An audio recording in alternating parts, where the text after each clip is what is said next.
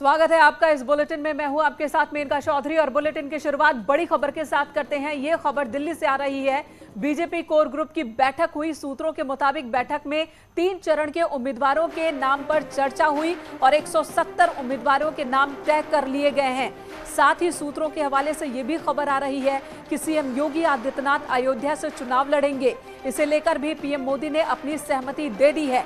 BJP core group की बैठक में योगी आदित्यनाथ के चुनाव लड़ने पर चर्चा हुई।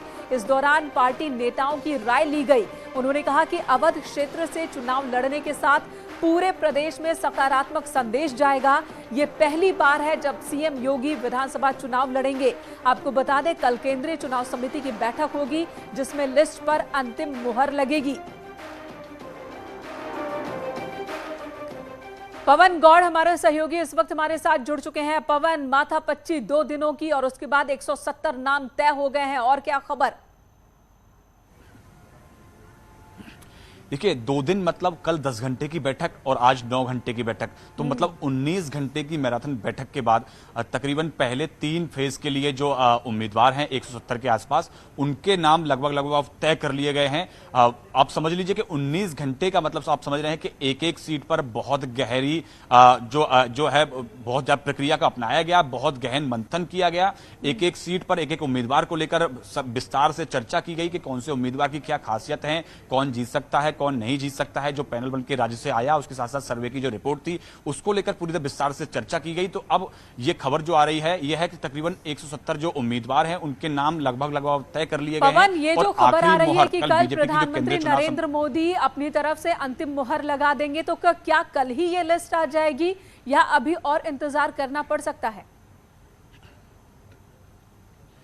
देखिए, कल सुबह 10 बजे के आसपास केंद्रीय चुनाव समिति की बैठक होगी। उस बैठक में प्रधानमंत्री समेत तमाम पार्लियामेंट्री बोर्ड के मेंबर रहेंगे और बीजेपी कोर ग्रुप के जो लोग हैं वो उस बैठक में रहेंगे। उस बैठक में जो 170 लोगों के नाम पर जो चर्चा हुई है उस पर अंतिम मोहर लगाई जाएगी। अगर बात करें लिस्ट की, तो क्योंकि 14 तारीख को मकर संक्रांति से पहले किसी भी लिस्ट आने की उम्मीद कम है, लेकिन कल उन नामों पर अंतिम मोहर लगा दी जाएगी और अगले 2 से 3 दिन के अंदर किसी भी दिन बीजेपी की पहली लिस्ट जारी हो सकती है। ठीक है, धन्यवाद पवन इस वक्त पूरी जानकारी देने के लिए। तो कल 10 घंटे तक मीटिंग हुई दिल्ली में बीजेपी की। आज 9 घंटे की मीटिंग। 19 घंटे में 170 नामों पर कहा जा रहा है कि फैसला हो चुका है। अंतिम मुहर कल प्रधानमंत्री लगाएंगे और उसके बाद सीटों को लेकर पहली लिस्ट बीजेपी की सामने आ जाएगी। कल बीजेपी की पहली लिस्ट पर पूरी तरह से मुहर लग जाएगी। कल जब मीटिंग होगी, सीईसी की मीटिंग होगी, प्रधानमंत्री नरेंद्र मोदी भी उस मीटिंग में मौजूद होंगे। और कहा यह जा रहा कि आज कोर ग्रुप की बैठक में जिन नामों पर चर्चा हुई है, जो एक लिस्ट तैयार हुई है, लगभग वो लिस्ट फाइनल है। कल इस पर मुहर लगनी अभी बाकी है। और चुनाव की तारीखों के ऐलान के बाद उत्तर प्रदेश की सियासत में उठापटक भी तेज हो गई है। सभी राजनीतिक पार्टियों में पाला बदलने वाले नेताओं की बाढ़ आ गई है। किसी को टिकट कटने का डर है, तो कोई भविष्य बेहतर करने का सपना लेकर दूसरे दलों में दस्तक दे रहा है।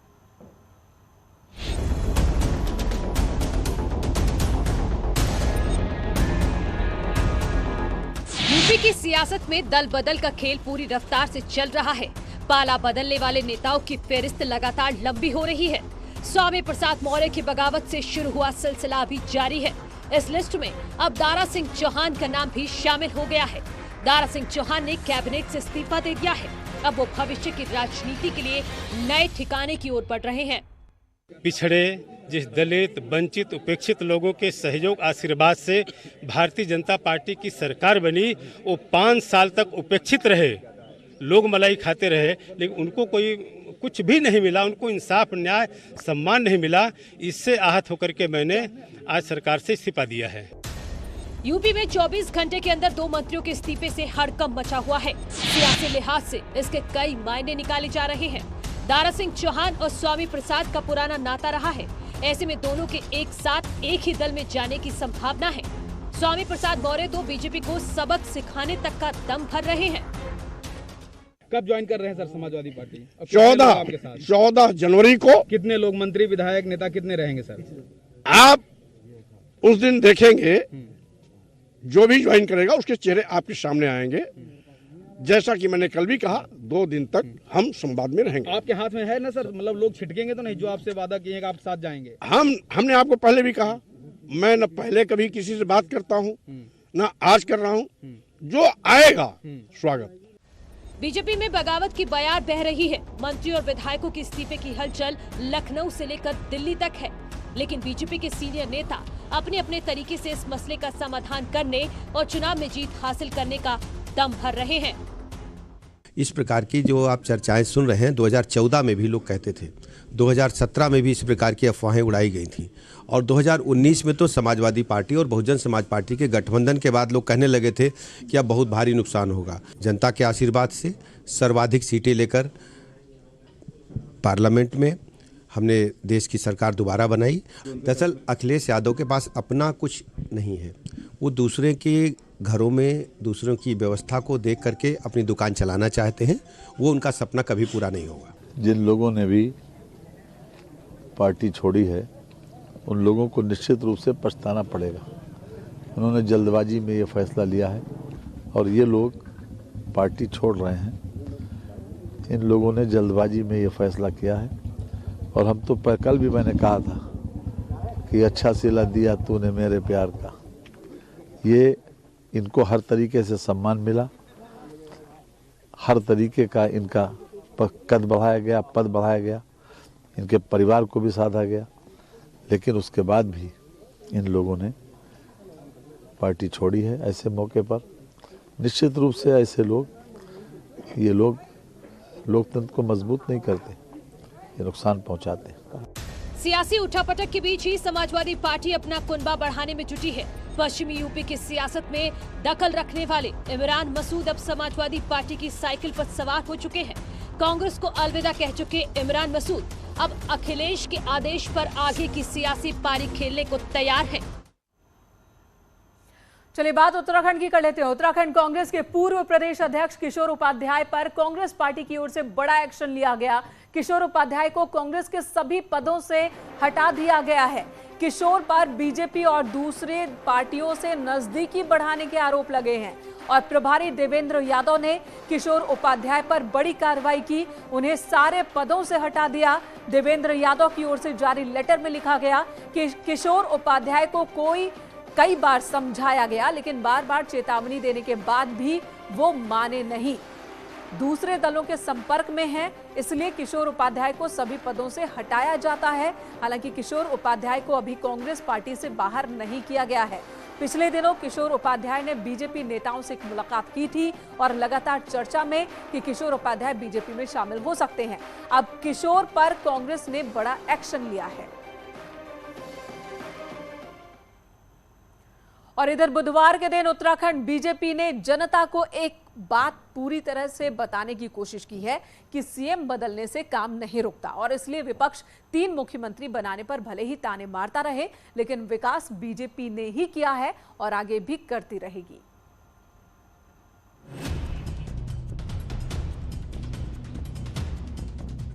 चुनाव से 32 दिन पहले बीजेपी अपने 3 पूर्व मुख्यमंत्री, मौजूदा मुख्यमंत्री और प्रदेश अध्यक्ष को मंच पर ले आई। बुधवार को बीजेपी ने जब किया है, करती है और करेगी सिर्फ भाजपा स्लोगन दिया तो पूर्व सीएम निशंक, त्रिवेंद्र रावत, तीरथ रावत और सीएम पुष्कर धामी एक मंच पर दिखे। बीजेपी ने क्या किया है और क्या करेगी ये बात मुख्यमंत्री धामी ने बताई, लेकिन मंच पर त्रिवेंद्र रावत और तीरथ रावत भी मौजूद रहे, जिन्होंने उनसे पहले कुर्सी संभाली और पहली बार विकास की बात और 2022 चुनाव से पहले तीनों एक साथ नजर आए। 3 मुख्यमंत्री बदलने को कांग्रेस ने मुद्दा बनाया है, तो क्या इसीलिए सबको चुनाव से पहले एक साथ आना पड़ा? हमारे यहाँ मुख्यमंत्री बदले होंगे, त्रिवेंद्र जी थे, तीरथ जी थे, मैं हूँ, सरकार एक ही है। मैं बार बार कह रहा हूँ, सरकार की नीतियां वही है, कार्यक्रम वही है और जो हमारा नेतृत्व है वही है। चेहरा बदल गया, मैं आ गया, पहले तीरथ जी आ गए, उससे पहले त्रिवेंद्र जी थे। पुष्कर धामी ने मुख्यमंत्री बदलने की बात को पार्टी का फैसला बताया और यही बात तीरथ और त्रिवेंद्र ने भी कही। दोनों ने कहा कि क्या हुआ, क्यों हुआ, सवाल नहीं है, पर काम बीजेपी ने किया ये जनता जानती है। 5 साल में ये विषय नहीं है कि कौन रहा क्या रहा, विषय है कि हमने सबने एक लक्ष्य की ओर हम लोग आगे बढ़े हैं और जो पार्टी की रीति या नीति रही है, और समाज का चौमुखी विकास करना वो हमारा उद्देश्य रहा है, और उसी लाइन को लेकर के हम लोग चले हैं। और मैं सोचता हूँ कि यही जनता चाहती भी है, वो काम चाहती है, वो विकास चाहती है। तो वही मॉडल हमने सबने एक मॉडल रखा है और उस मॉडल को जनता के सामने लेके जा रहे हैं, कर रहे हैं। एकजुटता दिखा नहीं रही है, एकजुटता है। और जब सारे दल बिखरे हुए नजर आ रहे हैं, भारतीय जनता पार्टी पूरी एकजुटता के साथ और चुनाव अभियान में लगी हुई है। तीनों सीएम का, खैर मुझे तो जानकारी नहीं है, मुझे तो केवल अपनी जानकारी थी, लेकिन निश्चित रूप से इसका एक अच्छा संदेश जनता के बीच में जाएगा।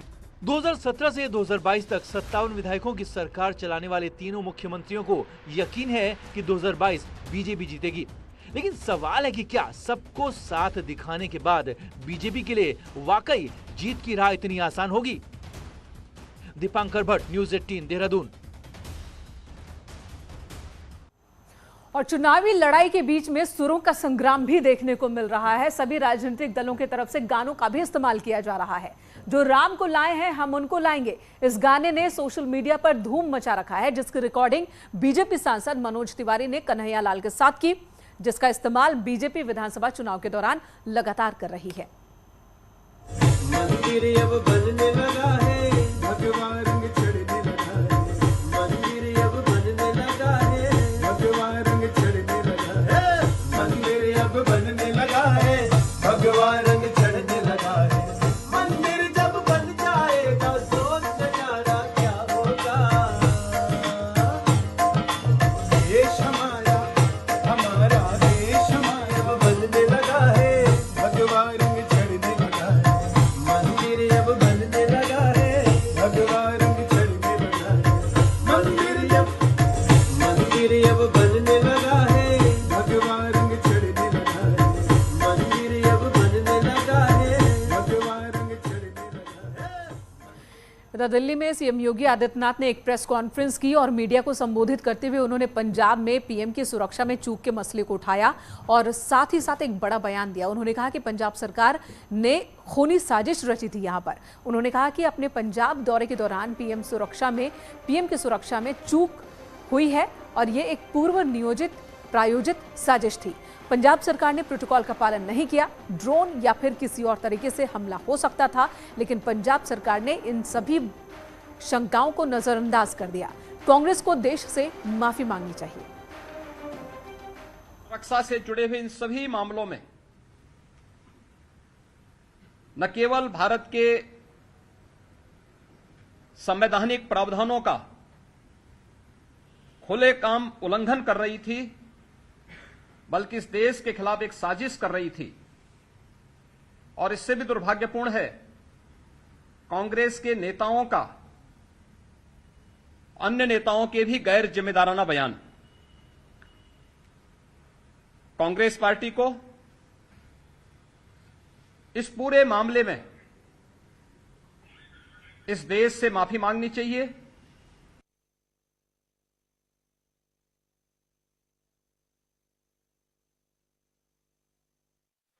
और वहीं स्मृति ईरानी ने पीएम की सुरक्षा में चूक को लेकर पंजाब सरकार से कई सवाल पूछे हैं। उन्होंने प्रेस कॉन्फ्रेंस कर पूछा कि आखिर में पीएम की सुरक्षा में चूक से किसे फायदा है। एक वीडियो से सच सामने आया है। सीएम चन्नी ने प्रियंका गांधी को पूरी जानकारी क्यों दी? कांग्रेस ने जानबूझकर पीएम मोदी की सुरक्षा में चूक की है। पीएम की सुरक्षा में अनदेखी क्यों हुई? कई सवाल उन्होंने किए। पंजाब के वो कौन कांग्रेस की सरकार के आला अधिकारी हैं जो इस सूचना, इस अलर्ट के बावजूद प्रधानमंत्री जी को सुरक्षित करने के लिए कोई भी कदम नहीं उठा रहे थे? पंजाब के आला अधिकारियों को कांग्रेस की सरकार के किस नेता ने आदेश दिया कि पंजाब में प्रधानमंत्री की सुरक्षा को खंडित किया जाए? पंजाब पुलिस के अधिकारियों का बयान देना